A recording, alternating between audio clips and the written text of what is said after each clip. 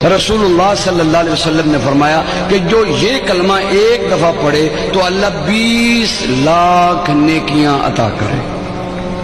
کتنی نیکیاں بھی؟ 20 لاکھ نیکیاں۔ سبحان اللہ۔ یہ بہت بڑے تاجر کو بھی ایک دن کی کمائی 20 لاکھ تقریباً نہیں ہوتی ہوگی، تو وہ کوشش کے ساتھ پہنچ جائے تو پہنچ جائے۔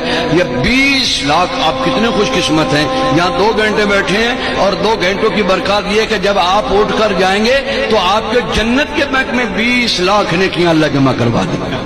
وہ کلمہ کیا ہے؟ سارے پڑھیں، بسم اللہ الرحمن الرحیم۔